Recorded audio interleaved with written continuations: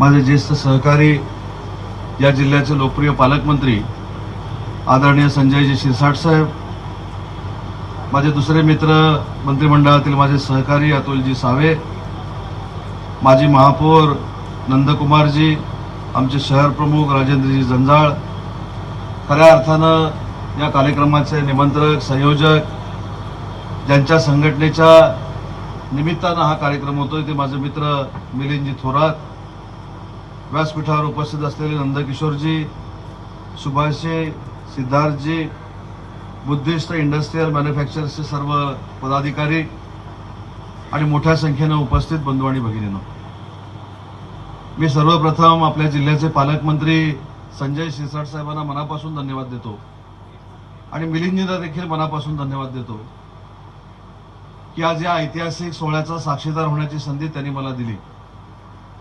आम्ही राजकारण करत असताना विविध कार्यक्रमांना जातो, पण माझ्या राजकीय जीवनातला असा हा पहिला कार्यक्रम आहे की ज्या ठिकाणी छत्रपती संभाजीनगरमध्ये गौतम बुद्धांच्या मूर्तीची प्रतिष्ठापना आणि लोकार्पण सोहळा होतोय.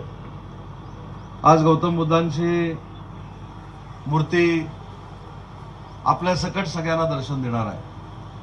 मला आताच पत्रकारांनी विचारलं, तुम्ही इथं येण्याचं कारण काय? खऱ्या अर्थानं या देशाला, या जगाला अहिंसेचा संदेश देणारे गौतम बुद्ध होते. स्वतःच्या घरामध्ये देखील राजसत्ता असताना जनतेचं दुःख समजून घेतल्यानंतर जनतेमध्ये समरस होऊन जनतेला न्याय देणारी एक व्यक्ती त्या काळामध्ये आपल्या देशामध्ये निर्माण झाली. आपल्या सगळ्यांचं भाग्य आहे, तुमचं आमचं सगळ्यांचं भाग्य आहे.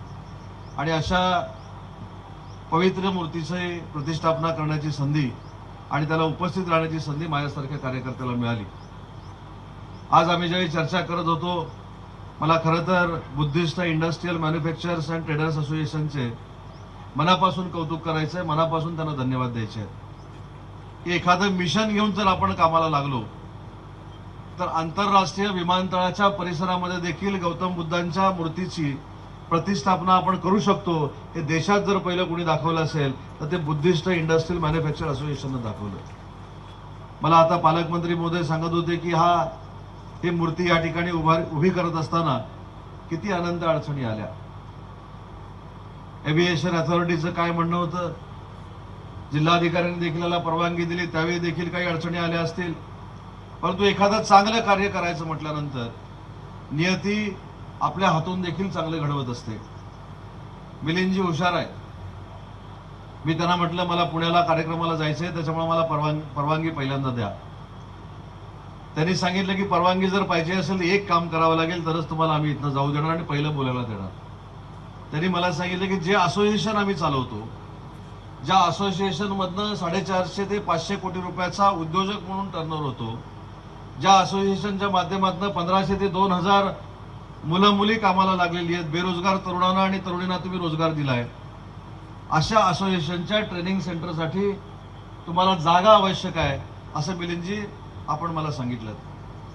आज संजयजी या जिल्ह्याचे पालकमंत्री आहेत, त्यांच्या समोर मी तुम्हाला शब्द देतो, ज्या पवित्र ठिकाणी तुम्ही मला बोलवलेलं आहात, ज्या पवित्र ठिकाणी येऊन गौतम बुद्धांच्या मूर्तीची प्रतिष्ठापना करण्याची संधी माझ्यासारख्या कार्यकर्त्याला मिळाली, तिथं तुम्ही मागणी काय केली तर या असोसिएशन मार्फत ट्रेनिंग सेंटर तुम्हाला चालवायचं आहे. तातडीनं तुमच्यासोबत बैठक घेऊन तुम्हाला जी आवश्यक जागा आहे ती देखील देण्याची भूमिका उद्योग विभागामार्फत नक्की घेतली जाईल. हाच शब्द या कार्यक्रमाच्या निमित्तानं मी आपल्याला देतो. आजचं राजकारण जर आपण बघितलं तर एकामेकावर टीका करणं, एकामेकाची बदनामी करणं, जर कोण चांगलं एकत्र असतील तर त्यांना कशा पद्धतीनं दूर करायचं, अशा पद्धतीचं राजकारण चालू असताना खऱ्या अर्थानं जे इतकं बदनामीकारक आणि घाणेरडं राजकारण करतायत त्यांना देखील कधीतरी या गौतम बुद्धांच्या मूर्तीसमोर येऊन नतमस्तक व्हावं अशी माझी त्यांना सूचना आहे. कारण ज्या गौतम बुद्धांनी नुसता अहिंसेचा विचार दिला नाही तर समोरच्याची बदनामी करू नये, समोरच्याला त्रास देऊ नये, समोरच्याला त्रास देऊन त्याचं जीवन उद्ध्वस्त करू नये, अशा पद्धतीचा संदेश देखील दिलेला होता. तो आज काही लोकांना तंतोतंत लागू पडतो. मग अशी मला कोणीतरी विचारलं की राजकारणामध्ये असं झालं, राजकारणामध्ये तसं झालं. आज राज्याच्या राजकारणामध्ये मी असेल किंवा संजय शिरसाट साहेब असतील यांना जी मंत्रिपदं मिळालेली आहेत महायुतीच्या या संपूर्ण सरकारमध्ये, याचं कारण फक्त आणि फक्त एकनाथ शिंदे साहेब आहेत. आज देवेंद्रजींच्या नेतृत्वाखाली आम्ही काम करतोय. आज एकनाथ शिंदे साहेबांच्या नेतृत्वाखाली आम्ही काम करतोय.